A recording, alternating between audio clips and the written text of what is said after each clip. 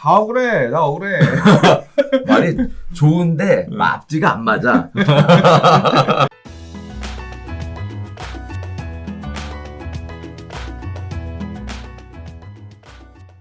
좋아요와 구독하기는 사랑합니다. 네, 안녕하십니까.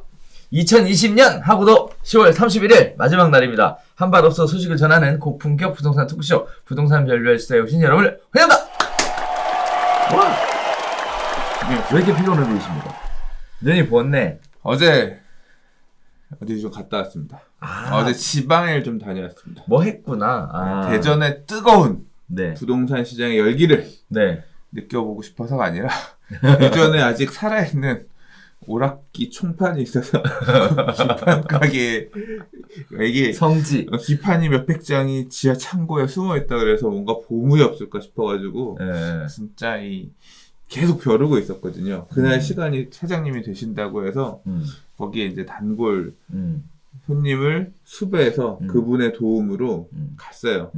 근데 이제 대전 한번 내려가니까 고등학교 친구가 자기 대전 사는 친구가 자기도 좀 보고 가라 그래서 가서 계약 놀다가 잠깐 얘기 좀 하다가 가서 이제 기판 보고 저녁 먹고 올라왔는데 와 차를 운전을 6시간 넘게 하니까 힘들어.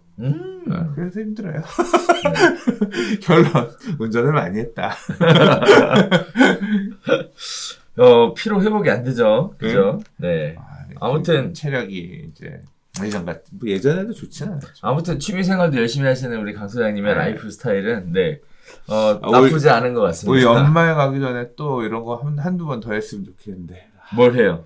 10월의 마지막 날이니까 2달 남았는데 부산도 아무튼 사실 가족들이랑 다니는 것도 되게 좋은데 이렇게 혼자 또 취미를 위한 여행 이런 거 가서 있으니까 또 너무 즐겁더라고요. 다행이네요. 집사람 죽이려고 하지만 너 혼자 놀고 먹으니 재밌냐 막 이러는데. 그러겠죠. 네. 그러다가 왕따 된다는 소문이 있어요. 자, 이미 왕따야. 자, 첫 번째 이야기부터 들어가 보도록 하겠습니다. 불붙은 부동산 증세 논란인데요. 공시가격은 잘못 없다. 이게 무슨 소린가? 공시가격이 아니라 세율이 문제다. 31년 만에 대전환을 보였다. 이런 얘기들이 나오고 있습니다. 자, 아파트 등 공동주택의 경우에는 2030년까지 10년에 걸쳐 공시가격 현실화율을 90%로 올리는 장기 시나리오 계획을 사실상 증세라는 역풍이 맞고 있는 상황입니다. 현실화율이 올라가면 집값이 그대로여도 보유세, 즉 종부세하고 재산세가 지금의 2~3배로 오르기 때문인데요.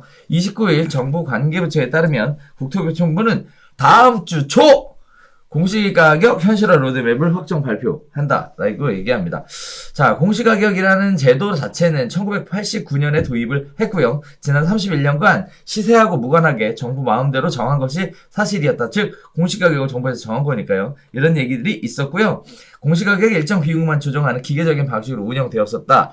따라서 시세의 절반에도 못 미치는 공시가격이 문제가 되니까 고가주택 위주로 시세를 반영하기 시작한 게 보세요. 2년 정도 현실의 시세를 반영해서 공시가격을 올리겠다. 이런 얘기들이 계속 있어 왔고요. 올해도 많이 올랐죠. 자, 거기에 따라 시장에서 여러 가지 이야기들이 나오고 있습니다. 월급을 받으면 이에 따라 소득세를 내는데 부동산 보유세는 시세가 공시가격에 제대로 반영되지 않아 세금이 과연 공정하게 부과가 되고 있는지 알 수 없게 된다. 이런 의미에서 고금 공시가격이 시장가치로 가야 바람직하다라고 이야기하고 있고요. 반면에는 공시가격을 정부가 시세와 무관하게 인위적으로 조정해 부동산 세금을 걷어왔다. 보유세는 국토부가 정한 공시가격에 세무당국의 공정시장가격 비율을 곱하고 여기에 국회에서 정한 세율을 곱해서 결정하게 되는데 이러한 부분들이 현실화가 되면서 조세법정주의 실현의 첫발이 시작되는 거다라고 계속 얘기들이 나오고 있어요. 그런데 문제는 공시가격이 현실화해서 올라가니까 보유세가 엄청나게 올라간다는 얘기입니다. 지금의 2~3배 정도 올라간다. 거기에 따라서 계속 공시가격 현실화하는 것이 문제가 있는 것처럼 이렇게 이야기들을 계속 하고 있는데요. 문제의 원인은 결국은 세금 많이 내게 되니까 이런 얘기 나오는 거 아닐까 싶은데요. 세금 내기 싫죠? 그죠? 네. 공시가격 올라가서 세금 올해 많이 부담되셨습니까? 재산세는 재산세인데 이제 나올 종부세가 문제죠. 그러니까. 근데 이거 현실화율 돼서 내년에 또 올라간대요.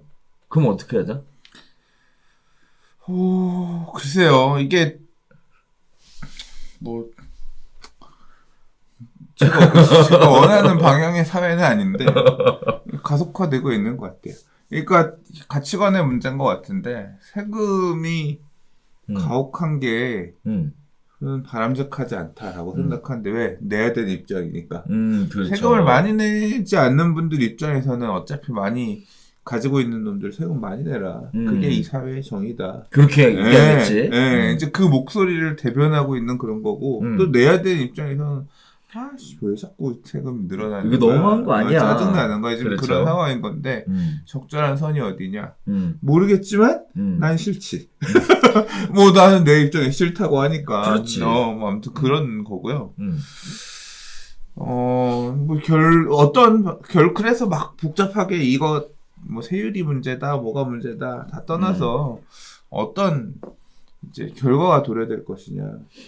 한 달에 예를 들어 1년에 세금을 100만 원만 됐던 집이 200만 원을 내야 되면 항상 그렇잖아요. 금리가 올라가면 가처분 소득이 줄어든다고 하잖아요. 그렇죠. 예, 금리가 올라가면 내가 대출 받아서 뭔가를 하고 있는 대출해야 되는 대출에 대한 원금 또는 원금은 아니라도 이자 상환액이 늘어나니까 그만큼 내가 쓸 돈이 줄어드는 거잖아요. 예, 마찬가지로 세금도 마찬가지죠. 세금도 야 작년에는 이 돈이었는데 올해는 세금이 이만큼 늘어서 그만큼 내 벌이가 똑같다라고 하면 그만큼 쓸 돈이 줄어드는 거죠. 그렇죠. 뭐 정부는 그 돈 갖다가 세금 더 많이 받아서 자기네들이 쓸 수 있는 집행할 수 있는 여력이 늘어나서 그걸로 그 세금 걷어서 좋은 데 쓰겠습니다. 뭐 이런 마음일지 모르겠지만 내야 되는 입장에서는 그만큼 이제 가혹한 시대가 오는 건데 지금 이 부동산에 관련된 세금은 결국 지금 이거 얘기 나오는 공시가율이라고 하는 게 단독주택도 있고 공동주택도 있고 뭐 이제 땅도 있고 있겠지만 이거를 장기적으로 한 10년 정도 플랜을 놓고 현실화를 좀 빨리 올라가는 거는 아파트 같은 거는 빨리 90% 선에 도착하고 이제 물건 형태에 따라 다른 건데 그 주택을 여러 채 갖고 있는 분들이 사실은 굉장히 힘들어져요. 이걸 하면. 그러니까 지금도 종합부동산세 세율 바뀌는 개정안에 보면 1주택자에 대한 종부세 세율이랑 2주택, 3주택자에 대한 종부세 세율이 완전 확 차이 나거든요. 완전 다르죠. 근데 그 세율에다가 이 가격 현실화율까지 곱하면 이게 배가가 팍팍 돼서 이제 우리 그 시뮬레이션 할 때 보면 구간대 뭐 공시 가격 기준으로 15억 원에서 뭐 얼마대는 몇 퍼센트 세율이라고 했는데 이 가격대들이 이 공시가율을 올리면서 원래는 뭐 2%, 3%의 고율의 세율이 적용되지 않았던 사람들이 갑자기 이거 올리면서 확 올라와가지고 그러니까 막 2배, 3배 세율, 3배 넘죠. 그 퍼센트가 넘는 세율을, 종부세를 내야 되는 그런 구간으로 튀어오를 수가 있거든요. 결국 늘어난 세금을 어떻게 이 사람들 감당할 거냐. 소득에서 감당이 안 되면 이제 임대료로 결국은 다주택자들은 그렇죠. 살고 있는 주택 외에는 임대를 주고 있을 테니까 임대료에서 일부를 감당하려고 할 거고 그 임대료라고 하는 게 결국은 지금 맨날 언론에서 얘기하는 전세난에 넘어서 이제 월세난 똑같은 얘기예요. 이제 그쪽으로 그러니까 지금 임대차 3법 때문에 난리라고 하는데 임대 물건도 없고 가격도 올라서 난리라고 하는데 지금 활활 타오르고 있는데 아이고 이제 한쪽에서 또 기름을 계속 붓고 있는 그것도 기름도 아니야. 뭘 붓는다고 해야 돼. 아주 그냥 잘 타는 거 있죠. 휘발유를 붓는다고 해야 되나? 근데 뭐 거의 그런 수준의 영향을 할 수도 있는 거죠. 그러니까. 근데 이제 그런 생각을 할 수 있어요. 야, 전세 보증금도 막히고 그랬는데 어떻게 전세를 올리냐? 그렇게 올라가지 않는다. 그렇죠. 저도 그럴 것 같아요. 전세 쪽에 전세자금 대출이란 거 이 전세라고 하는 게 목돈을 만들어 갖고 오는 건데 그 돈을 만들어내지 못하잖아요. 그렇죠. 그래서 전세금이 그렇게 폭등하거나 하는 거는 좀 제한적일 것 같아요. 그 금융이 막혀 있는 상태. 그러면 뭐 임대료 안정되겠네라고 하지만 조금 저는 위험하다고 생각하는 게 뭐냐면 지금 저금리잖아요. 사람들이 돈을 벌어서 이제 좀 여유 있는 분들 입장에서 임대료 지불할 수 있는 내용이 월세 쪽은 좀 다르고 저금리니까 월세는 조금 더 지불할 수 있는 능력이 되거든요. 그렇죠. 그 보증금을 늘리진 못해도. 그래서 월세가 급증하는 형태로 이게 나타날 것 같아요. 그러니까 임대인도 어차피 이 돈 받아서 월세 내야 돼, 세금을 내야 되는 거니까 월세 받아서 세금 내는 이런 형태. 어떤 분께서 한 커뮤니티에서 한 분께서 써주신 글 중에 이런 거 있었거든요. 월세 시대로의 변화가 지금 착각들 하시고 있는 게 전세 5억짜리가 보증금 1억에 월세 150만 원 이렇게 바뀌는 걸로 착각하시는데 그게 아니다. 전세 5억짜리가 보증금 5억에 월세 100 이렇게 바뀌는 거다. 앞으로의 변화는 지금 그렇게 가고 있는 거다. 근데 그거를 더 가속화하는 왜냐하면 임대를 얻으려고 하면 다주택자 집의 임대를 얻을 수밖에 없는데 그 사람들이 내야 될 세금이 전년 대비 2배, 3배로 늘어나면 그거를 다 어떻게든 눌러서 하려고 할 텐데 그래서 그런 임대료의 상승을 아주 그냥 뒤에서 푸시하는 가속화하는 그런 정책이 될 것 같아요. 그래서 이게 정책의 실효성을 보려면 일단 두 가지 측면 저는 말씀드리고 싶은데 과거 이제 실거래가 신고가 시행이 되고 나서 일단 취득세하고 양도세가 현실화 맞게 반영이 됐잖아요. 거기에 따라서 시세 기준으로 간다라는 것은 뭐 크게 2006년부터 실거래가 신고가 실행되고 있는 상황에 보유세 자체도 실거래가 기준으로 해서 부과되는 것이 뭐 그게 부당한 것이냐라고 보면 그것도 생각해 볼 여지가 있는 것 같아요. 반면에 이런 얘기도 하더라고요. 공시가격에다가 공정시장가액 비율을 곱하고 이제 이 공정시장가액 비율이랑 공시가격 그리고 또 국회에서 정한 세율을 곱해서 따라서 국회가 세율을 조정을 해서 보유세 부담에 대한 어떤 크기를 조정할 수 있는 상황이니까 상황에 맞춰 조정할 수 있지 않을까 이런 생각도 좀 들고요. 또 한편으로는 이 제도가 세입자한테 전가가 안 되려면 따지고 보면 전세자금 대출을 막아야 되지 않나 라는 생각도 또 한편으로는 들더라고요. 자, 그러면서 이런 얘기들이 계속 나오게 되니까 어떤 국회의원이 그러셨더라고요. 다주택자는 현금 인출이냐? 네, 갖다 꽂으면 다 그냥 뽑아내는 거냐? 이런 그쵸. 얘기도 그러니까 하더라고요. 니들이 지금 일단 적폐야. 니들을 진짜 죽이려고 하는 것 같아. 그래, 맞아. 그런 수준인 것 같아. 아무튼 모르겠어요. 제가 이 세 전문가는 아니니까 이 나라가 국정 운영을 하는 데 있어서 매년 예산이 나오잖아요. 그렇죠. 예산 중에서 뭐 국세, 뭐 지방 정부도 그렇고 재산세는 지방세고 이제 종부세는 그 국세니까. 국세죠. 근데 이 세출 규모를 정할 때 어디서 올해는 어디서 얼마 세금 나고 이런 규모들을 정할 텐데 그걸 갖고 예산을 짜니까. 이 보유세에 대한 비중을 되게 높여놓을수록 한 번 높여놓으면 그러니까 이게 결국 내야 되는 사람은 고통스럽긴 할 텐데 그 규모를 좀 적정한 선에서 높여야 되는 거 아닐까. 이렇게 막 급하게 높이면 조금 이제 그렇겠죠. 이제 지금 정책들이 보통 보면 그런 것 같아요. 딱 당장 드러나잖아요. 이거 나오면서 무슨 얘기가 나왔냐면 몇 명은 고통스럽게 할 건데 대다수의 니들은 안 고통스럽게 해줄게. 이걸 깔고 가거든요. 그렇죠. 그러니까 이게 세출 규모가 막 이 세출이 아니라 이 보유세 증가분이 그렇게 크지 않을 수도 있어요. 왜? 수많은 다수의 중저가 주택 사람들은 보유세를 오히려 깎아주고 그 다음에 고가 주택에 있는 사람들은 엄청 많이 내고 그렇죠. 그러니까 한 명은 막 3배가 늘어나는데 10명은 오히려 줄어. 뭐 보통 별로 안 늘었어. 그러면 이제 전체 규모는 안 늘어날 수 있는데 그 위에 있는 사람 너무 고통스러울 수도 있거든. 뭐 그걸 되게 유도하는 것도 같아요. 그럼 굉장히 어떻게 보면 정치적인 선택인 거지. 근데 그럼 좋은 건가? 그럼 좋은 건가? 일단 뭐 부의 재분배? 근데 그렇게 볼 수는 있지만 저는 시장의 부장이 나올 거라고 생각해요. 왜? 그 위에 있는 사람들이 이게 그러니까 그렇게 따지면 다수의 이 사람들은 세금을 많이 안 늘어내도 상관없을 수 있다고 생각하지만 또 이 고가주택 시장에서 이런 식으로 임대료가 엉켜버리면 니들은 세금 많이 내 한번 당해봐라 이렇게 해서 해놨는데 이 사람들이 그 조세 저항을 위해서 월세를 높이고 월세 임대료가 높아지면 이 동네 임대료는 이 정도를 주고 들어가서 살아야 돼요. 이제 임대도 양극화가 될 테니까 그게 받아들여지면 전체적인 임대료 상승을 견인할 수도 있거든요. 그런 일종의 빨대 효과라고는 할 수 없고 리딩하는 단지들의 가격, 부동산 가격이라는 게 그렇잖아요. 단지들이 앞서 나가면 이 정도 가격은 시장 가격이야. 그럼 전체적으로 임대 수준을 끌어올리는 그러면서 약간 시장이 불안해지는 시장 왜곡 효과도 있을 수 있거든요. 자, 이렇게 공시 가격 얘기가 나오니까 이번엔 또 제초한 얘기가 덩달아서 나오더라고요. 네.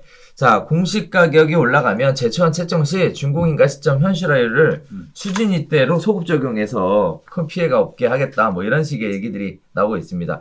자, 재건축 초과이익 환수금은요, 조합 설립 추진이 승인 당시와 준공인가 당시의 공시지가의 차이를 기준으로 해서 매겨진다고 해요. 그런데 지금 현재 조합 설립 추진위원회 당시는 낮았는데 준공인가 당시는 그러면 엄청나게 올라가는 거잖아요. 그렇죠. 이게 갭이 엄청 커지는 거죠. 원래 기준을 예를 들어 60 시작할 때도 60, 끝날 때도 60이면 그냥 조금 더 합리적인데 시작할 때는 60, 끝날 때는 90. 말이 안 되잖아요. 그렇지. 왜냐하면 이거 늘어난 것까지도 초과이익으로 보니까 이건 당연히 보정해 줄 수 있는 어떤 뭐 시행령을 바꾼다고 하니까 그렇죠. 있어야 되는 건데 맞아요. 제초안은 생각만 해도 깝깝해요. 저는 제초안 아예 좀 근본적으로 다시 검토해야 된다고 생각해요. 이 지금 초과이익 환수금을 한정하는 기준 자체가 저는 납득이 안 가요. 자, 그래서 그런 시행령 개정안을 입법 예고할 방침이다라고 얘기했으니까 뭐 지켜봐야 될 것 같습니다. 뭐 2월에 발표한다 그러니까 아직 시간은 좀 있을 것 같은데요. 공시가격 현실화율을 통해서 뭐 피해 보는 사람이 있겠지만 억울한 피해를 보는 사람은 좀 없었으면 하는 바람은 있어요. 좀 말이 다 억울해. 나 억울해. 말이 좋은데 앞뒤가 안 맞아. 자, 두 번째 이야기 가볼게요. 자, 문 대통령이 지난 28일 2021년도 예산안 시정연설에서 임대차 3법을 조기에 안착시키고 질 좋은 중형 공공임대 아파트를 공급해 전세 시장을 기필코 안정시키겠다고 약속하셨습니다. 자, 임대차 3법이란 전월세 신고제, 전월세 상한제, 계약갱신 청구권을 의미하는데요. 통과된 이후 전세값이 오르고 전세 단안이 계속되고 있지만 정부는 정책을 그대로 유지해 나가겠다는 뜻을 밝혔다. 이렇게도 보여집니다.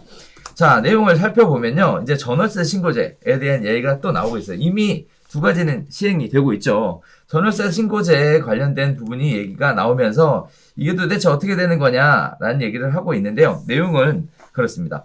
전월세 신고제가 시행이 되면 임대차 세원이 투명하게 된다라는 거고요. 정부는 보증금 과세에 대해서 2천만 원 이하 임대소득자에 대한 비과세로 종료해서 2주택자에 대한 과세하겠다. 또 간주임대로 과세하겠다. 2주택자로 확대하겠다. 지금 현재 3주택자부터 과세하고 있는데요. 거기에 따라 전월세 신고제는 거기에 따라 거들어는 것이다. 뭐 이런 얘기들을 하고 있습니다. 자, 전월세 신고제는요, 사실 뭐 나와 있는 내용이 시행을 2021년 목표 이렇게 되어 있는데 법령에는요 6월 1일부터 시행되는 것으로 되어 있어요. 자, 공인중개사가 계약서를 쓰면 중개사가 임대인과 임차인이 직접 거래한 경우에는 임대인이 신고를 하도록 되어 있는데요. 만약 보증금, 월세와 같은 임대차 조건이 바뀌면 중개하신 공인중개사 또는 임대인이 변경 신고할 의무를 가지고 있습니다. 뭐 공인중개사 입장에서는 그래도 그동안 해왔던 실거래가 신고하고 유사하니까 큰 차이가 없을 것 같은데요.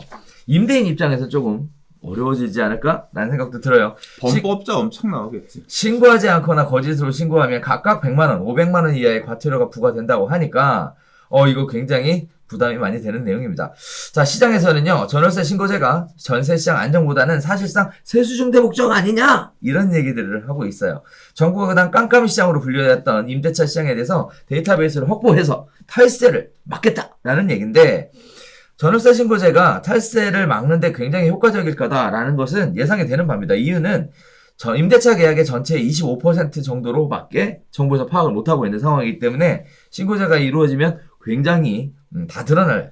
또 뿐만 아니라 자제분들 결혼할 때 암암리에 전세보증금 이렇게 지원해줬잖아요. 이런 부분들에 대해서도 전월세 계약 당사자가 아닌 사람의 계약자의 월세 보증금을 대주는 경우 증여를 보겠다는 겁니다. 네, 이제 전부 소명하라는 얘기죠.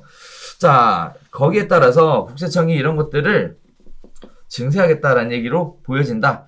또 한편으로는 뭐 여러 가지 얘기가 나와요. 임대소득 관련돼서도 이제는 간주임대료 부과하는 거, 2주택자에 대한 부과하는 거, 뭐 예전에는 이런 얘기들이 나와요. 기준시가가 9억이 넘는 집 한 채를 가진 1주택자가 자신의 집을 전세로 놓고 있다가 반전세로 돌리면 월세가 발생하죠. 이 사람은 내년에는 종합과세나 분리과세로 주택임대소득을 신고해야 됩니다. 네. 자, 주택을 2개 보유한 집주인도요, 전세보증금을 반전세로 돌리면 마찬가지로 주택임대소득세 대상이 돼요. 월세니까. 자, 임대소득 2천만 원 이하에 대한 비과세 혜택이 작년부터 종료되면 거기에 따라서 전세보증금의 소득세를 부과하겠다는 얘기가 시행이 되겠다는 얘기고요. 간주임대료도 3주택자에서 2주택 확대가 되는 것이 유력한 상황입니다. 거기에 따라서 국세청 홈페이지에 간주임대료 계산하는 방법이 나와 있는데요. 뭐 이런 얘기들을 해요. 5억 원의 전세보증금에 대한 간주임대료는 연 252만 원이 나오는데 전세보증금 액수 5억에 비하면 간주임대료가 너무 작다는 지적이 꾸준히 있어 왔다고 합니다. 특히 또 갭 투자를 막으려면 전세금에 대한 세금을 강화해야 한다는 주장도 계속 있어 왔다. 이런 얘기들을 하고 있는데 이러한 부분들이 내년에 실시될 전월세 신고제가 진행이 되면 전세보증금 과세에 대한 사전 준비 단계가 끝나는 거 아니냐 이런 얘기들이 나오고 있습니다.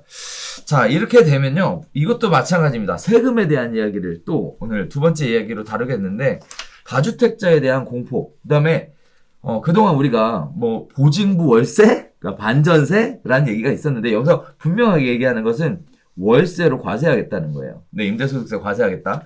자, 그러면 다주택자의 부담이 엄청나게 늘어날 것 같은데 어떻게 해야겠습니까, 이거? 모르죠. 그걸 돈 열심히 벌어? 아니, 세금 내야 되나? 아무튼 세금이 지금 말씀하신 내용들의 핵심은 뭐죠? 자, 이제 전월세 신고를 하게 되면, 신고를 안 하면 일단 중개업소 통해서 계약을 하면 중개업자가 전월세 신고를 대신해 주니까 그렇죠. 상관이 없는데 그냥 직접 거래를 할 경우에는 임대인 신고를 안 하면 과태료 100만 원. 기분 더럽습니다. 내보시면 이거 그렇죠. 나 몰랐는데 어딨어? 그런 거 없죠. 유예기간 있다가 나중에 날짜 늦게 신고하면 늦게 했다고 과태료 날라오면 가서 맨날 구청 가서 뒤집어 엎어질 거예요. 그러니까 이제 빤히 뭐예요? 이게 법률이라는 게 이 동네 서울은 대도시니까 적용이 되고 뭐 지방은 소도시니까 안 되고 그런 게 어딨어? 그런 게 어딨어? 이제 그래서 범법자를 굉장히 양산할 겁니다. 그래서 임대 놓으신 분들은 이제 꼼꼼히 챙기셔서 이거 놓치지 말고 정해진 기한 안에 신고들을 하셔야 될 거고. 그렇죠. 그게 첫 번째죠. 기분 더러울 거야. 막상 나도 신고하려고 생각하니까 짜증나요. 그래서 말 안 하는 거지. 짜증나네. 그리고 이제 그렇게 신고가 되면 집계가 되겠죠. 아까 지금 기사 읽으신데 보면 현재까지는 정부가 파악하고 있는 게 한 20%? 25%? 이 정도로 하니까 75% 드러나지 않던 걸 이제 다 드러나는 거죠. 받을 수 그러면 이제 니들 얼마씩 벌고 있구나. 네. 임대료 알면 그 내용 가지고 이제 과세를 하겠다는 건데 과세를 할 때 이제까지 전세보증금에 대해서 보증금 뭐고 내가 받아서 주머니에 들어왔던 정확하게 얘기하면 보통 이제 전세를 끼고 움직이는 그런 돈이었다고 하면 그것도 앞으로는 이제 과세하겠습니다. 실제로 오피스텔 같은 거 임대에 놔보신 분들은 아시겠지만 오피스텔은 사업소득세 신고하잖아요. 그렇죠. 그거 할 때 보증금에 대해서 간주임대료 많이 내보셨을 거예요. 그래서 오피스텔 뭐 월세 보증금 뭐 3천에 월세 100만 원 이런 식으로 받으면 연간 1,200만 원 수입에다가 보증금 3억 원에 대한 간주임대료 해가지고 소득세 같이 떼거든요. 그런 것들을 이제 주택도 당연히 이제 그렇게 해야 되는. 이제 그렇게 내면 아까 지금 우리가 보유세 가지고 내가 그러니까 거품을 물었지만 보유세뿐만 아니라 소득세도 내야 되는 거죠. 다주택자들은. 그러면 세금이 이중이니까 허리가 이중으로 휘죠. 그렇죠. 이중으로 휘니까 S라인이 되나? 더럽다고 생각하면 집을 파시거나 또는 아니야 핵심 지역의 좋은 지역의 주택은 계속 가지고 있어야 돼 라고 생각하면 그 세금을 내가면서 돈을 많이 벌어야 된다 결론이고 또는 그 돈을 많이 벌기 힘들면 월세를 많이 높여서 받아. 아무튼 뭐 각자 도생의 시대예요. 각자 알아서 자신의 수준에 맞는 대안을 찾아야지. 결국 부동산에 이렇게 세금이 늘어나는 부분은 그거 생각나. 뭐.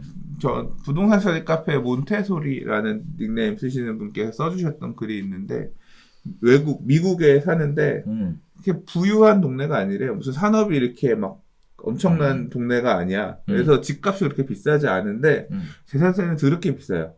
엄청 높아가지고 5억짜리 집에 대해서 연간 내는 세금이 얼마래더라?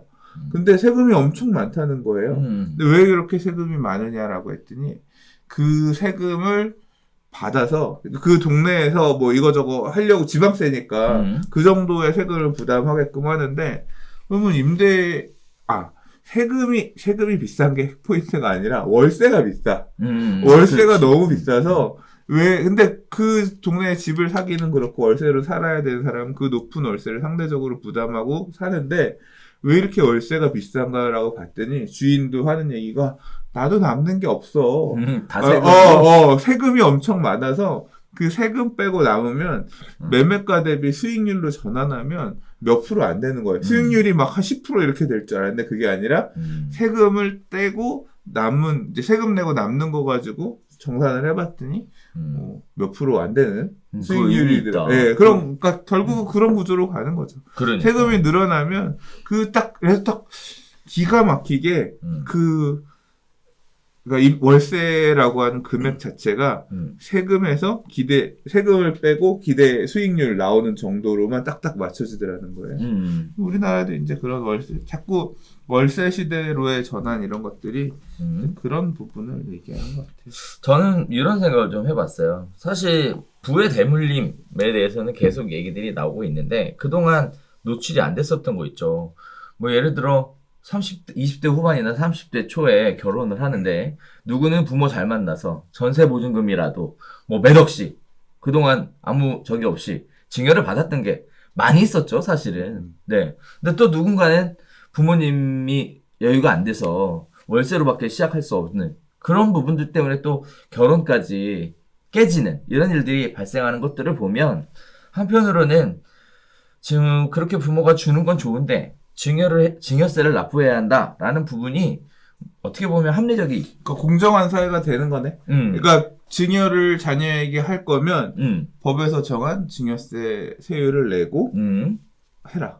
그렇죠. 네, 그러니까 자금을 투명하게 하게끔. 그런 부분은 굉장히 의미 있다고 봐요. 또 시청자분들께서 주의하셔야 될 게 반전세. 우리가 항상 했던 얘기가 반전세가 전세입니까 월세입니까 했던 거 월세라고 이렇게 얘기하는 부분들에 대해서 또 인지해 주셨으면 좋겠고 역으로 얘기하면 소장님 얘기처럼 그 5억 전세금에 대한 간주임대료 252만 원인데 진짜 이거를 그 은행에 넣어놓으면 252만 원 안 나올 것 같은데. 에이, 그렇죠. 그러니까 이게 간주임대료 이거 되게 세요. 그러니까. 되게 세요. 계산해 보면 엄청 세요.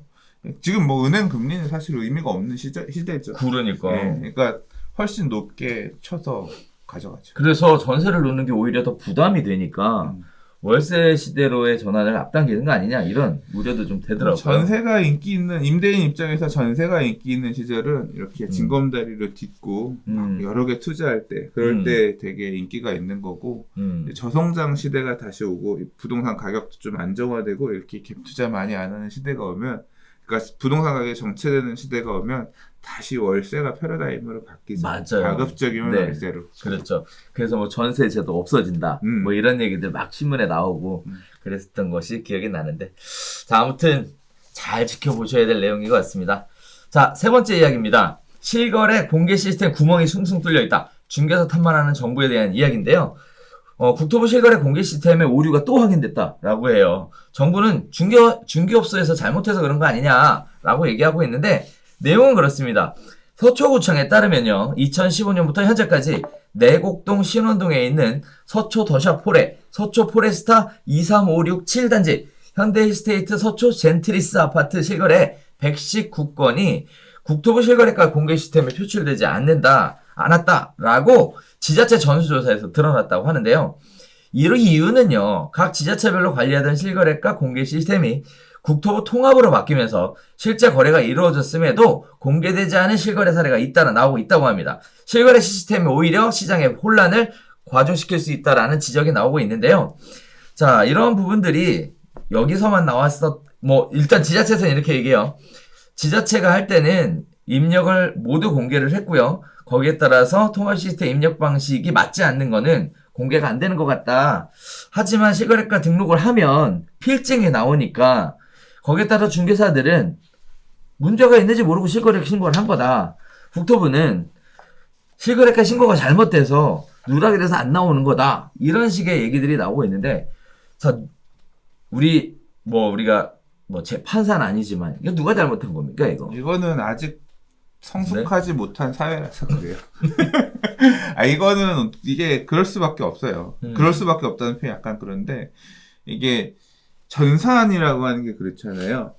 현장에 있는 실물을 이제 온라인 상에다 옮겨 놓는 건데, 아이디라고 하죠. 그렇죠. 이런 부분들이 미스매치가 생길 수밖에 없는 거예요. 기존에 있던 게 사라지고 새 걸로 바뀌는 과정들에 있잖아요. 그렇죠. 그러니까 서초 내곡 포레스트라고 하는 데는 여기는 이제 택지지구니까 개발하기 전에선 몇 블록 몇 루트 뭐 이런 식으로 해서 맞아요. 토지 개발할 때 그게 붙어 있을 있죠. 거고 그게 이제 아파트 이름으로 넘어오는 과정에서 뭔가 DB가 엉켰거나 뭐가 이런 어떤 문제가 있었을 수 있겠죠. 근데 신고는 해야 되니까 법에서 정한 내용 때문에 그런 부분들을 이게 막상 안 돼 있을 때 구청이나 이런 데 질의를 해봐도 구청에서 바로 답을 못 줄 때 어떻게 하세요? 라고 해서 신고를 했는데 이게 사람마다 좀 다를 수도 있거든요. 재개발에서도 이런 상황이 발생을 해요. 주로 재개발 신고할 때도 보면 재개발 구역은 과거에 여러 수백 수천 개의 필지의 이 주택들을 헐고 또는 토지에 있던 것들을 헐고 아파트를 짓는 거잖아요. 근데 보면 같은 단지 재개발인데 신고해야 되는 아파트가 막 여러 개로 뜨는 경우도 있어요. 전산상에. 그리고 신고를 그런 새로 지어지는 아파트 이름 기준으로 재개발 사업 아파트 이름 그렇죠. 기준으로 할 수도 있지만 종전에 토지 기준으로 또 신고를 하는 경우도 있거든요. 있어요, 맞아요. 그러니까 그게 막 다 엉켜 있어. 그러니까 이런 부분들이 딱 전산으로 맞물릴 때 신고는 해야 되는데 맞물릴 때 어떻게 전산에 있는 뭐로 해라라고 정해져 있는 게 아니라 신고해라라고 되어 있으니까 일단 법률적 책임을 면하기 위해서 중개업자들 또는 이제 당사자들을 신고를 하시잖아요. 신고하죠. 예. 그렇죠. 이제 그런 게 엉켜 있으니까 이렇게 어차피 실거래가 신고 시스템이라고 하는 거는 보여주는 거잖아요. 그렇죠. 신고되어 있는 걸. 네. 근데 신고하는 방식들이 이렇게 엉켜 있을 때 구멍에 딱딱 못 가게 안 되는 경우들이 생길 수가 있다. 만들어 놓고 나서도 이제까지 해왔던 방식대로 신고를 했는데 잘못된 구멍이었던 거지. 그럼 이제 이런 사례들도 일부 있을 수가 있다. 뭐 이제 좀 보완을 해야겠죠. 이게 저도 참 이런 부분들이 어떻게 느껴지냐면 이제 이거는 신고에 대한 문제가 있었던 거고 다시 바로잡아서 DB를 엉킨 걸 풀어가지고 그 내용들을 갖다가 몰려서 다시 보여주면 되는 거니까 해프닝일 수도 있고 보완을 하면 되는 문제인데 좀 더 저는 잘 보완이 됐으면 좋겠다고 생각하는 게 예를 들자면 아파트 이름이 플랫폼마다 검색해보면 다 달라요. 그러니까 뭐 네이버에서 검색하는 거, 부동산 114 이런 게 조금씩 명칭이 다 다를 수가 왜냐하면 근데 아파트 브랜드 쓰고 지역 이름 쓰고 이래버리면 되게 헷갈려요. 이게 그러니까 우리 아파트는 몇 번지에 있는 이 아파트인데 직방에서 검색할 때는 뭐 이게 다 조금씩 헷갈린단 말이에요. 그 국토부에서 검색할 때는 뭐 이거를 좀 통합해주는 표준화해서 해주는 작업이 있었으면 좋겠어요. 사실 통합되어 있어요. 통합되어 있어요? 그럼요. 건축물 대장은 다 이 명칭이 하나니까. 건축물 대장이 원래 그거 기준으로 하도록 되어 있거든요. 근데 그게 건축물 대장 이름으로 쓸 수가 없는 게 사람들이 불러 있는 그러니까 부르는 이름들 이런 것들이 조금 다르잖아요. 물론 그렇긴 한데 일단은 대장에는 이름이 명시가 되어 있으니까. 그러니까 전산상의 업체들이라든가 그러니까 여러 업체들이라든가 이런 데 쓸 때 좀 쓸 수 있는 거를 좀 통합을 했으면 좋겠고 저는 뭐 그런 게 당연히 있긴 있겠지만 코드를 줘서 그러니까 코드를 가지고 아파트마다 그러니까 집합 건물마다 코드를 따로 줘가지고 아파트 이름 무슨 아파트지만 이 아파트의 코드는 뭐 우리 주민등록 번호처럼 어떤 그런 코드를 가지고 해서 아파트를 체크를 하면 이런 문제를 조금 줄일 수 있지 않을까. 점차 표준화되면서 어느 시스템이든 이런 통계들을 볼 때도 훨씬 더 효율적으로 관리가 되지 않을까. 저는 개인적으로 이런 생각이 들어요. 저는 이제 공인중개사하고 또 중개업 관련된 일을 도와드리고 있으니까 보면 누가 잘못했냐? 지자체가 잘못한 거 맞습니다. 이거는 추호의 변명의 여지가 없습니다. 이유는요. 중개사가 실수했으면 수정하라고 요청을 하도록 되어 있어요. 근데 수정 요청을 안 했다는 거예요. 그러니까 필증이라는 게 나오거든요. 필증이 나와야 등기가 이루어지는 거예요. 그렇죠. 필증을 내려주는 사람이 검수하도록 되어 있어요. 시스템이. 검수를 개떡같이 해놓고 중개사가 잘못한 거다 라고 얘기하는 말 자체가 문제고요. 두 번째는 뭐냐면 이번에만 있는 건 줄 알았어요. 그때 보니까 과거 사례 2019년대도 수원 8달구에 수원 푸르지오 자이가 371건 누락. 그래, 이게 되게 흔해요. 그러니까 2016년에도 40% 누락. 엄청 많은 일이 재개발 쪽은 되게 흔해요. 이렇게 누락되는 게. 왜냐하면 신고가 다 제각각이야. 그러니까. 그래서 제가 실거래가를 보려고 하더라도 아파트 이름으로 예를 들어 1000개가 신고됐으면 아파트 이름으로 신고된 게 500개고 이전에 무슨 재개발 구역으로 신고된 게 300개고 그다음 무슨 몇 번지 왜 1필지 뭐 이런 식으로 해서 된 것도 있고 다 제각각이야. 그러니까 한번 이렇게 신고했으면 된다 하신 중개업자들은 또 글로 계속 신고하거든. 그래 내려와요. 네. 이게 중개업 하시는 분들한테 실거래가 신고 이렇게 해달라고 구청 교육할 때 내려와요. 그래서 설명을 해주거든요. 솔직히 얘기하면 더럽게 자주 바뀌어. 그것도 짜증 나는데 근본적인 원인은 뭐냐면 그렇게 바뀔 때마다 그거를 100% 다 숙지를 해서 그치. 아무 문제 없이 신고를 해라? 이거를 기대하는 그거는 좀 오바 센스고요. 그거 없는데 그게 내려온다고 하는데 안 내려와. 내려와요. 내려온 데가 있는 거고 안 내려온 데도 많아.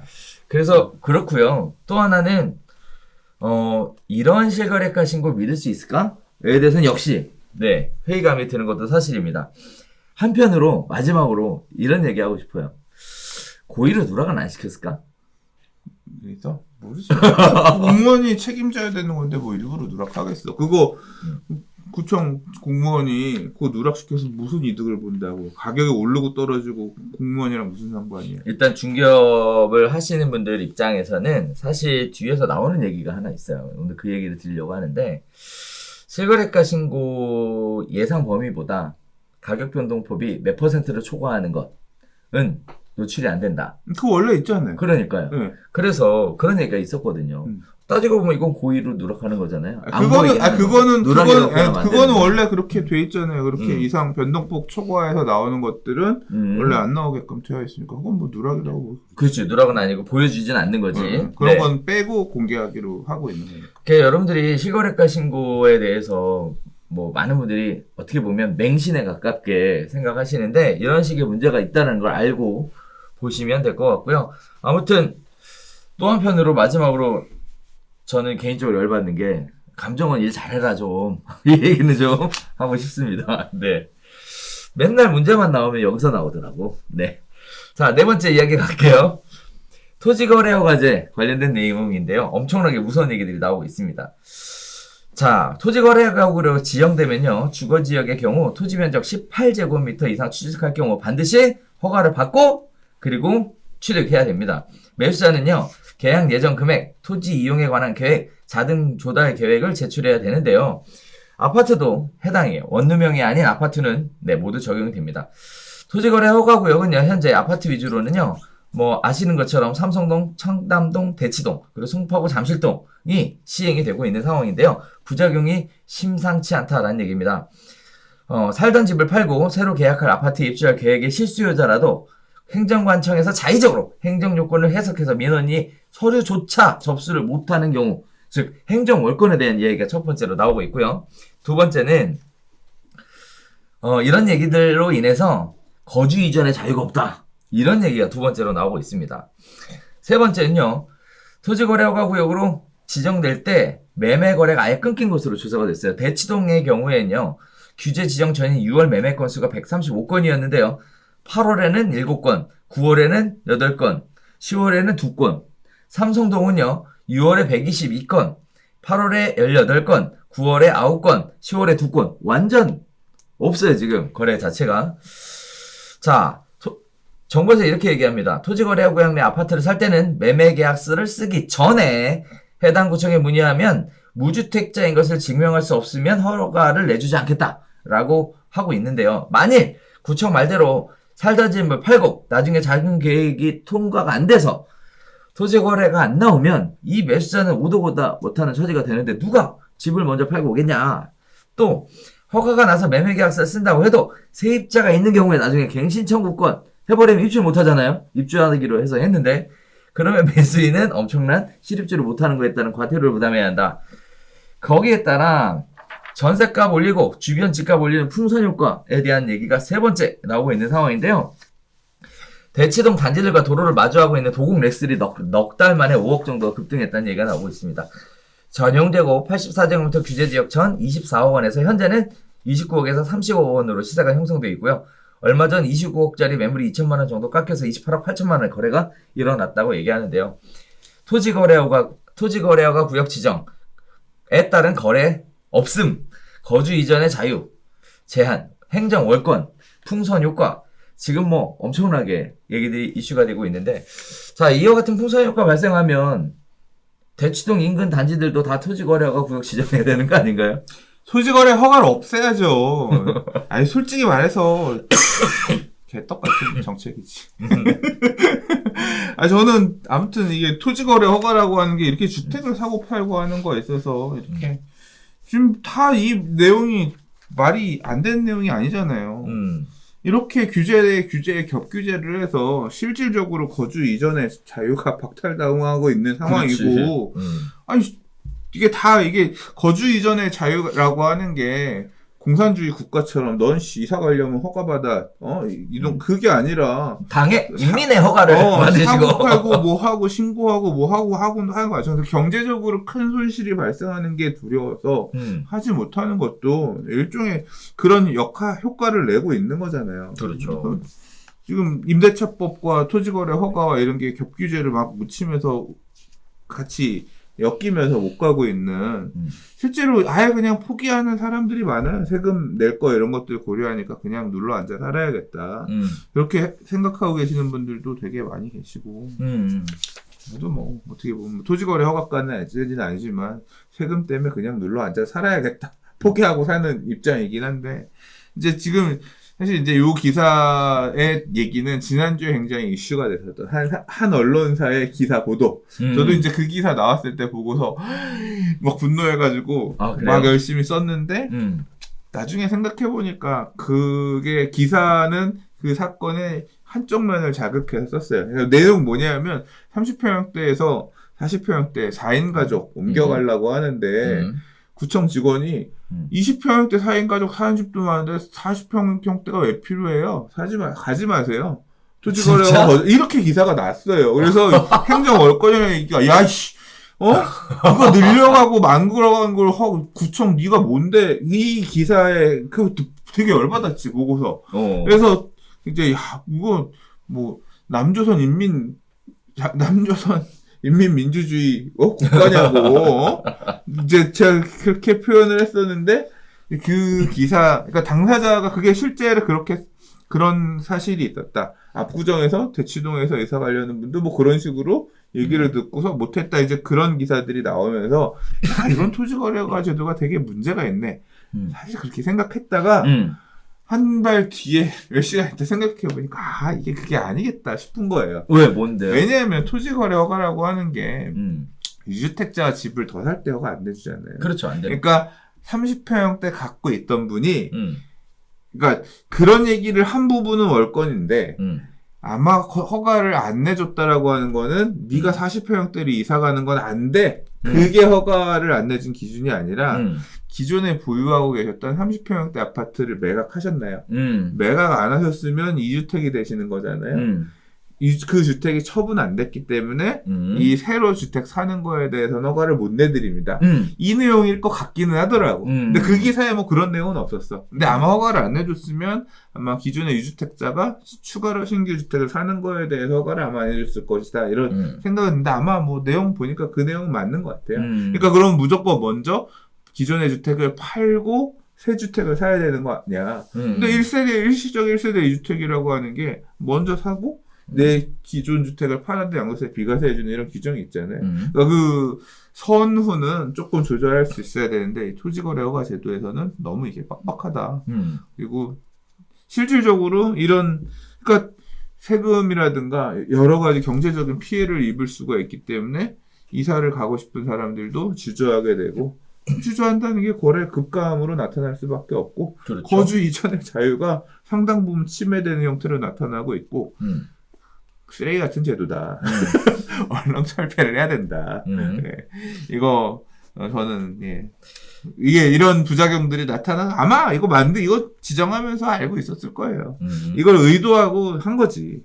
이렇게라도 해서 부동산 가격을 안정화하고자 하는 뜻이 있었으나 이런 침해되는 부분을 언제까지 이 지역 주민들 수인해야 되느냐, 참아줘야 되느냐, 제한적으로만 써야 되는데 사실 이제 이게 효과가 없다는 거 알았으면 쓰지 말아야 되는 거 아니야? 가격이 있잖아. 아니 거래량이 주는데 가격이 그렇게 빠지지 않잖아. 어쨌든 거래량이 늘면 가격이 더 올라갈 수 있었는데. 아이씨. 아무튼 오케이. 수요를 차단한 건 사실이지.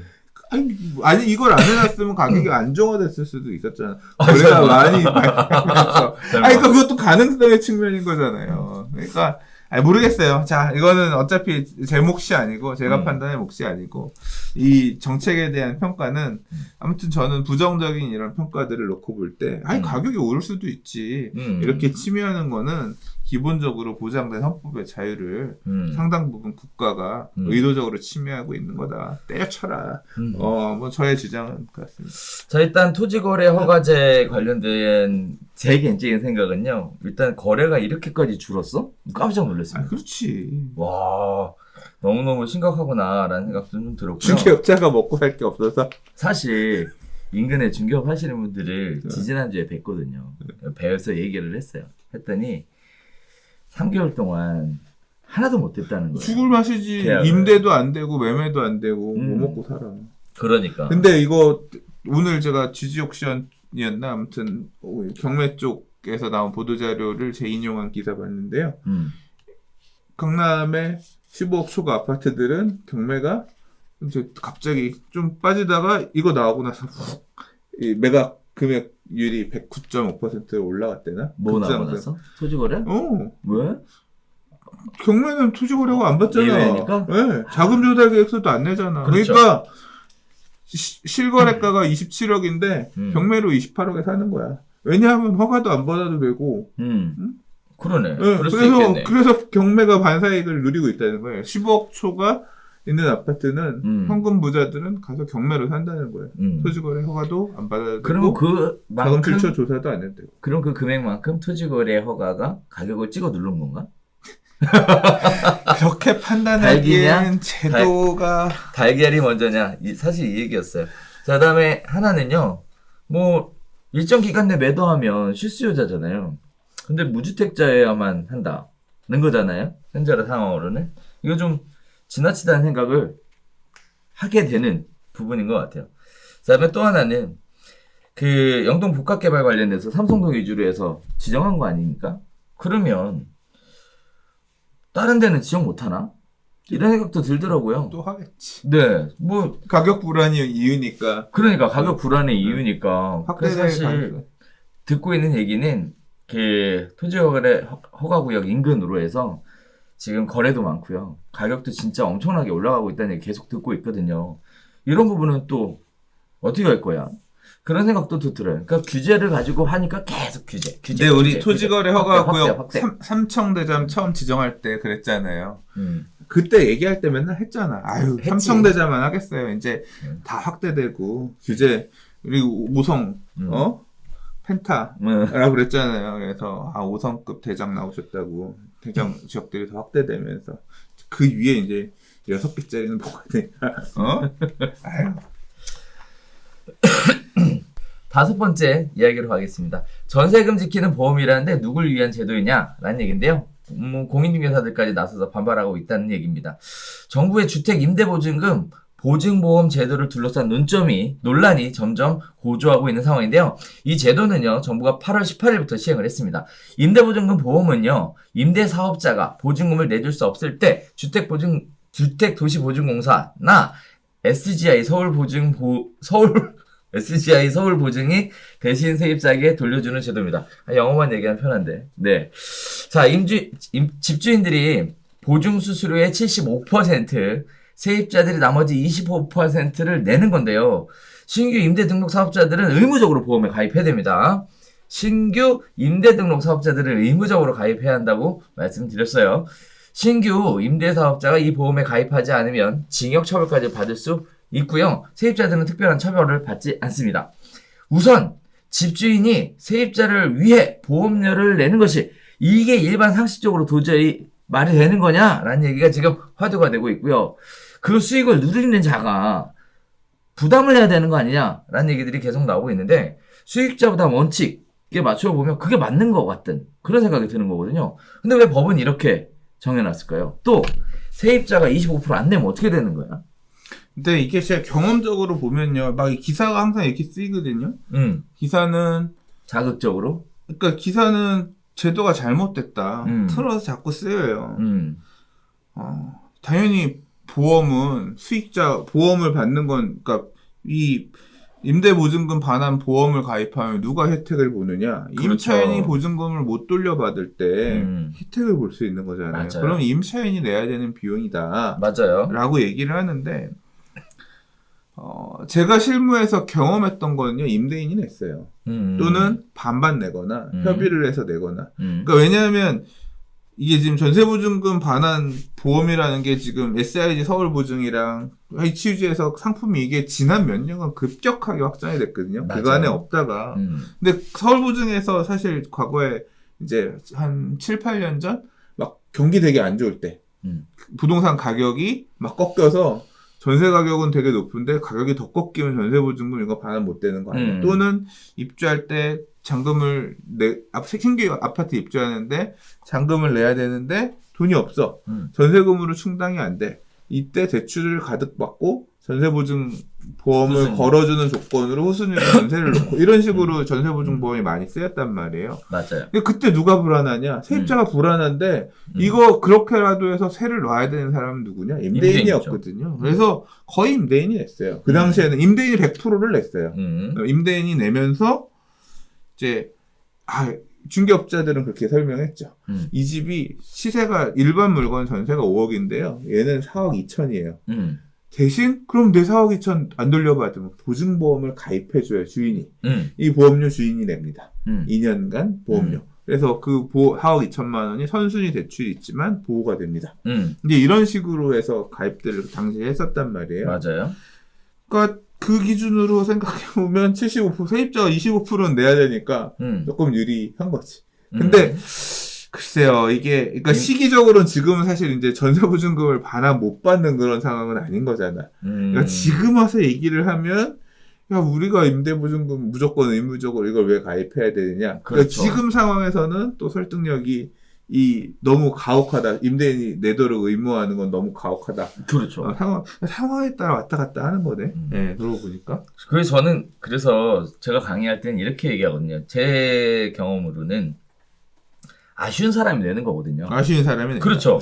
상황에 따라 임대인이 아쉬우면 내가 보험 가입해 줄 테니까 들어오세요. 뭐 후순위 같은 경우가 되겠죠. 반면에 매물이 없어요. 그거 받고 그거밖에 선순위에 뭐 그거밖에 없는 거. 그냥 나는 거기라도 들어가야겠어. 하면 이제 본인이 아쉬우니까 세입자가 내야 되겠죠. 상황에 따라서 바뀌는 건데 가장 큰 문제는 법으로 보증 수수료의 75%를 임대인이 세입자들이 25%를 내더라고 강제한 데 문제가 있지 않나. 그러니까 법은 개떡 같은 거 모르겠어. 그런 생각을 저는 개인적으로 그러면 이게 요새 이제 하도 이렇게 임대인들 죄인 삼아서 니들이 다 해 이런 식으로 자꾸 뭐가 나오니까 맨날 얘기가 한편에서 나오는 게 세입자들한테 이런 거 해줘야 되면 일본처럼 임대인도 레이킹 같은 거 받아서 사례금 받아서 사례금 보험료는 내주되 임대인도 사례금 받아요. 뭐. 그러니까 정해진 임대료 외에 집을 빌려주셔서 감사합니다. 레이팅 받아서 내고. 지금 이제 이게 지금 임대인 임차인 갈등이 이 사업만 있는 게 아니잖아요. 최근에 되게 확대되고 있는 갈등이 위로금 아닙니까? 표현이 위로금으로 정착되대. 아, 그래요? 이사 비용 쪽으로 뭐 합의금. 내가 이사를 나가줄 테니 위로금 주세요. 위로금이 뭐 1억, 뭐 3천만 원, 6천만 원, 위자료야 1천만 이게? 원. 그러니까. 그럼 위로금 주는 대신에 임대인도 그러면 집을 빌려준 거에 대해서는 어떤 그런 감사의 소정의 사례금 이런 것들이 또 이제 암암리에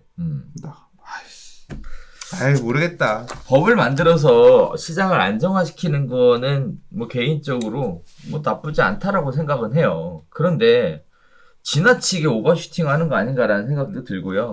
시장의 자유의 기능이라는 것도 있는데 이거를 너무 무시하는 거 아닌가라는 생각도 좀 들면서 한편으로는 이런 생각도 들어요.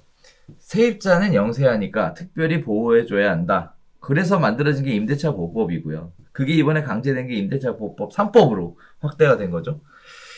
임대사업자는 강자니까 니네들이 돈 많이 내고 반면에 세입자는 영세하니까 조금만 내라. 마치 이런 형태로 규정해 놓은 것 같아서 어떻게 보면 계층이나 뭐 이런 걸 좀 뭐랄까죠? 사회적 지위를 좀 뭐 이렇게 구분해놨다? 뭐 이런 식의 느낌이 들어서 누가 봐도 그닥 유쾌하지 않은 것 같아요. 나는 아무튼 이번 정부 들어서 이 법률가들이 졸라 싫어졌어. 아유, 법 만드는 사람들도 싫어졌고. 뭐 이렇게 다 찍어 누르고 강제하고 안 하면 죄인 만들고 해야 될 걸 자꾸 이 세상을 복잡하게 선을 세우는지 모르겠어요. 법률가들 싫어. 자, 6번째 이야기입니다. 서초구 반값 재산세 강행을 하겠다는 건데요. 서울시에서 법적 대응한대요. 저 이거 보고 깜짝 놀랐습니다. 도대체 뭔 소리냐? 서초구가요, 먼저 구 예산으로 구민들 재산세를 깎아주겠다는 조례 내용을 공포했습니다. 서울시는요, 다른 구와 형평에 맞지 않는다면서 법적 대응을 나설 예정이라고 합니다. 징수한 재산세에서 서초구 몫의 50%는 납부자에게 돌려준다는 거예요. 단 1주택자의 집값은 9억 원 이하만 혜택을 받을 수 있다고 합니다. 이유는요, 서초구가 부동산 가격 폭등에 코로나19 사태까지 겹치면서 지나치게 커진 세금 부담을 덜어주기 위한 대책이다 라고 설명을 했는데요. 이에 따라서 약 5만 가구 정도가 혜택을 받을 것으로 보고 있습니다. 반면에 서울시는요, 무주택자에게 대한 역차별을 받게 된다면서 이 정책을 반대해 왔는데요.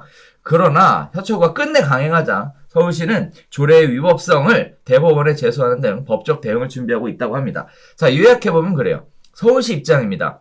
법률을 위반해 가면서까지 이렇게 특정 구의 주민들을 위하는 정책은 바람직하지 않습니다. 서초구의 입장입니다. 서울시로 가는 공동과세부는 하나도 안 건드렸습니다. 서울시 제소 자체가 지방자치권을 짓밟는 폭력이라고 생각합니다. 라고 맞붙어 있는 상황인데요. 보유세 증가하니까 구청에서 오히려 자기네들이 몫으로 받아야 되는 재산세를 돌려주겠다라고 발표한 것 자체도 굉장히 이례적이고요. 또 한편으로는 우리 말 안 듣고 너 혼자 해? 이거 아니지 않아? 라고 제소하겠다는 것도 또 이례적이고, 거기에 따라서 지방자치제도를 시행하고 있는 상황에 지나치게 개입하는 거 아니냐? 라는 얘기도 또 납득이 가는 얘기인 것 같아서 각자 입장에 따라 좀 다를 것 같아요. 선생님 어떻게 보셨어요 이거? 부잣집이니까 할 수 있는 일이죠. 그렇게 봤어. 국간이 풍족하니까 그 돈 우리 지금 안 받아도 돼. 힘든 사람들 거 좀 빼주자. 부자니까 할 수 있는 부잣집이니까 올해는 국간을 좀 덜 채워도 되겠다. 그런 수액이고. 이제 서울시는 마음에 안 들어서 그런 건지 모르겠는데, 이게 뭐가 달라. 지금 요번에 공시가율 올린다고 하면서 또 뭐 중저가 아파트들은 보유세율 경감해 줄 수 있는 방안 찾는다고 해서 정부가 그런 거 하는 건 괜찮고, 씨발 내 밑에 꼬봉인 줄 알았는데 이 새끼들이 지네 고가 좀 많다고 이거는 진짜 아니라고 하고. 난 모르겠어. 웃기지도 않아. 모르겠어. 그러니까 뭐 아무튼 서울시 입장에서는 뭐가 배알이 꼴렸는지 뭐가 마음에 안 드는 게 있는지 모르겠지만 뭐 저거나 이거나 저거나 내가 볼 땐 그놈이구만. 아니 아무나 이겨라. 난 모르겠다. 그게 내 생각입니다. 나랑 상관없어서. 그렇지, 서초구에 상관이 없어. 서초구 일주택자도 아니야. 저 개인적으로는 이런 생각이 들어요. 일단 여기 사무실이 서초구에 있잖아요. 그래서 서초구의 구정에 대해서 이렇게 간접적으로 경험할 수 있는 기회들이 종종 있는데, 어떻게 보면 구청장 입장에서 주은이 구청장 좋아하죠? 항상 보면 이게 되게 평가들이 높아. 파격적이야. 그래서 사실 이번에 다 파란색이었는데 빨간색 됐잖아. 네, 이런 부분들도 이례적인 것 같아요. 구정 자체를 이끌어가는데 파격적으로 잘 이끌어가는 거고, 또 귀가 있는 것 같더라고요. 서초구에 9억 미만 아파트 주택이라는 게 뭐 연립주택 이런 거밖에 없잖아요. 나홀로 그건 모르겠어. 그러니까 이 혜택 별로 깎아줄 수 있는 집도 얼마 없을 것 같은데. 그래도 5만 가구. 하긴 근데 이제 공시 가격 기준이니까 따져보면 좀 있긴 있겠네. 네. 자, 보유세 증가에 따른 시각이 이렇게 다르다라는 거 시청자분들께서도 보셨을 것 같은데요. 우리도 다르죠? 네, 보유세 올라간다니까 벌써 싫다그랬잖아. 저는 일단 기본적으로 큰 정부가 싫어요. 정부가 많은 권력을 가지고 휘두르는 것도 마음에 안 들고 기본적으로 나는 큰 정부를 반대. 그렇지. 정부도 좀 줄었으면 좋겠고. 그런데 많은 또 그 행정학자들은 얘기하는 게 시대가 가면 갈수록 정부는 커질 수밖에 없다. 뭐 이런 얘기들을 계속 하고 있는 거 알고 계시죠? 그럴 수도 있죠. 그러니까 그 이해를 못하는 게 아니에요. 왜냐하면 노동의 가치가 계속 줄어들고 있고, 제가 지난주에 가족 여행을 갔어요. 하루 당일치기로 속초에 갔어. 속초에 가면 항상 먹는 게 있습니다. 청초스물에. 거기 해산물에 먹어야 되거든. 아, 그래요? 갔는데 놀랐어요. 왜요? 거기는 그 청초스물회가 거기 청초호 주변으로 건물을 크게 지어가지고 이제 장사를 하시는데, 야, 이거 진짜 커졌다. 놀랬지. 역시 관광지에서 관광지 손님을 빨아서 이렇게 돈을 갈퀴로 긁는 이제 봉포 머구리 회랑 여기랑 두 개가 이제 빅2인데 이게 진짜 놀란 게, 그래서 보면 홀이 엄청 넓어요. 대기표 받아가지고 올라가면 2층, 3층 올라가가지고 먹는데 홀이 엄청 커요. 그래서 정말 많은 이 점원이 아니라 홀 서빙? 네, 홀 서버들 아무튼 근무하시는 분들이 일을 하셨는데 계속 왔다 갔다 하시는 거예요. 근데 놀란 게 뭐냐면 로봇가 왔다 갔다 해요. 진짜로. 진짜? 배달의 민족 해가지고 써진 다음에 눈 깜빡깜빡 하는 애가 이렇게 다녀. 접시가 4개를 딱 들고 달달달달달달 이렇게 가. 그리고 달달달달달 와서 촥 오면 자기가 꺼내서 우리가 먹는 거야. 왜냐하면 음식점에서 서빙을 로봇이 해. 그러면, 그러니까 배달하고 돌아가는 건 로봇이 하고, 네. 퇴식은 사람이 다니면서 해요. 그러니까 사람이 하고 있는 업무의 일정 부분을 로봇이 대체하는 거죠. 네. 제가 이 얘기를 하는 이유가 뭐냐면, 제가 그런 걸 모르는 게 아니야. 정부가 커질 수밖에 없다는 걸 이해를 못하는 게 아니야. 그러니까 기존의 노동력들이 상당 부분 이런 기술로 대체가 될 거고요. 그러면 그거 원래는 그 업소에서 예를 들어 종업원이 100명 있었는데 그게 줄면 30명, 40명이 줄면 그 일자리가 사라진 거잖아요. 그렇죠. 이게 앞으로 모든 분야에서 되게 가속화될 거란 말이에요.